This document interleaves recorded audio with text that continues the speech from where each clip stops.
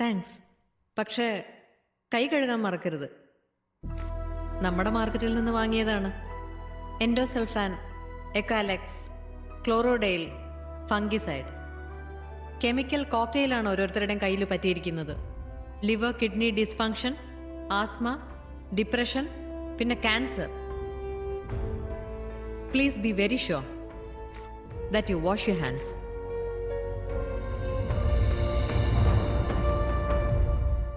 Vitamin A കണ്ണിന്, C രോഗപ്രതിരോധ ശക്തിക്ക്, ബി കോംപ്ലെക്സ് നാഡീവ്യൂഹത്തിന്.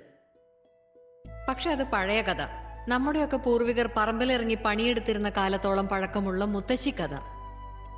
ആഴ്ചയിൽ 7 ദിവസവും എല്ലാ വൈറ്റമിനും നൽകിയിട്ടും മാസത്തിൽ ഏറ്റവും കുറഞ്ഞത് ഒരിക്കലെങ്കിലും നമ്മുടെ കുട്ടിയുമായി ശിശുരോഗ വിദഗ്ധന്റെ അപ്പോയിന്റ്മെന്റിനായി നമ്മൾ കാത്തു നിൽക്കുന്നു.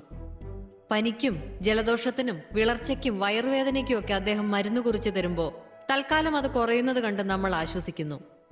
വീണ്ടും അടുത്ത മാസം അതേ ഡോക്ടറുടെ അടുത്ത് എത്തും വരെ. നമ്മുടെ ചെറുപ്പത്തിൽ എത്ര തവണ പോയിട്ടുണ്ട് നമ്മളൊരു പീഡിയാട്രിഷ്യന്റെ അടുത്ത്? എത്ര തവണ ആബ്സെന്റ് മാർക്ക് ചെയ്തിട്ടുണ്ട് നമ്മുടെ സ്കൂൾ അറ്റൻഡൻസ് രജിസ്റ്ററിൽ? 2, അങ്ങേ അറ്റം 3. ഇന്ന് അതല്ല കണക്ക്. വൈറ്റമിൻ എന്ന് വിശ്വസിച്ച് നമ്മൾ കൊടുക്കുന്ന ഭക്ഷണത്തിൽ അതിന്റെ അളവ് കാണാൻ കഴിയാത്തത്ര കുറവ്. അതിനേക്കാളേറെ ആ ഭക്ഷണത്തിലുള്ളത് വിഷമാണ്. ആത്മഹത്യക്ക് ഉപയോഗിക്കുന്ന ഫ്യൂരിഡാനും കാസർഗോഡ് മാത്രമാണുള്ളതെന്ന് നമ്മൾ കരുതുന്ന എൻഡോസൾഫാനും നീണ്ട ലിസ്റ്റിലെ 2 പേരുകൾ മാത്രം. വളർച്ച മുരടിക്കും, ഓർമ്മക്കുറവുണ്ടാകും, ഏകാഗ്രത നശിക്കും.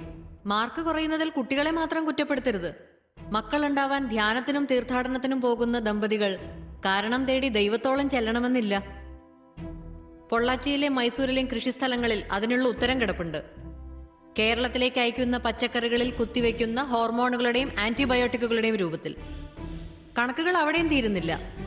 50% കഴിഞ്ഞ 10 വർഷത്തിനിടയിൽ കേരളത്തിലെ ക്യാൻസർ ബാധിതരുടെ വർധനാ നിരക്ക്.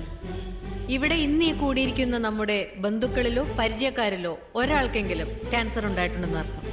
ആ എണ്ണം ഇനിയും കൂടുമെന്നതും പ്രൂവൺ സ്റ്റാറ്റിസ്റ്റിക്സ്. അതിൽ കുട്ടികളുണ്ടെങ്കിൽ ലുക്കീമിയയ്ക്കുള്ള സാധ്യത കൂടുതലെന്ന് മറ്റൊരു പേടിപ്പെടുത്തുന്ന കണക്ക്. ഇല്ല സർ, ജിമ്മിൽ കൊടുക്കുന്ന പണം കൊണ്ട് മാത്രം ആ പട്ടികയിൽ നിന്ന് ഒഴിവാകാൻ പറ്റില്ല. അതിന് ആഹാരം നന്നാവണം. ആഹാരം നന്നാവണമെങ്കിൽ വേറെ ഒരു കുറുക്കുവഴിയുമില്ല. വീണ്ടും മണ്ണിലേക്ക് ഇറങ്ങണം. ഒരൊറ്റ ബാൽക്കണി, ഒരൊറ്റ ടെറസ്, അല്ലെങ്കിൽ 1/2 സെന്റ് ഭൂമി. ഒരു വീട്ടിലേക്കുള്ള പച്ചക്കറികൾക്ക് അത് ധാരാളം. ആർക്കും സാധിക്കും. ഒരിക്കലും കഴിയില്ലെന്ന് കരുതിയിരുന്ന ഞാൻ ഇന്നേക്ക് 7ാം ദിവസം 2000 പേർക്ക് സദ്യ ഒരുക്കാനുള്ള വിഭവങ്ങൾ നൽകാൻ പോകുന്നു.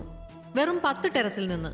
ഈ വേദിയിൽ എനിക്ക് പറയാനുള്ളത്, ഒരു വീടോ ഒരു ഫ്ളാറ്റോ ഒരു സ്ഥാപനമോ എന്ത് നിങ്ങൾ പണിയുമ്പോഴും കൃഷിക്കുള്ള സ്ഥലവും അതിലുണ്ടാവട്ടെ.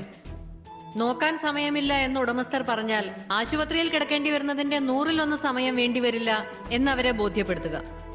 ചെലവിനെ പറ്റി പറഞ്ഞാൽ മെഡിക്കൽ ബില്ലിനേക്കാൾ ഒരുപാട് താഴെയാണിതെന്ന് മനസ്സിലാക്കി കൊടുക്കുക. നമ്മുടെ തന്നെ വീടുകളിൽ, നമ്മുടെ തന്നെ ചുറ്റുവട്ടത്ത് നമ്മുടെ കുട്ടികൾക്കുള്ള ആഹാരം. ശിശുരോഗ വിദഗ്ധൻ അല്പം വിശ്രമിക്കട്ടെ. 10,000 സ്ക്വയർ ഫീറ്റിന്റെ സൗധം പണിതു എന്നതിനപ്പുറം ഒരു ചെടി നടാനിടമുള്ള വീടുണ്ടാക്കി എന്നതിനാവട്ടെ ലോകം നാളെ നിങ്ങളെ ഓർക്കുന്നത്, നിങ്ങളോട് നന്ദി പറയുന്നത്. നമസ്കാരം.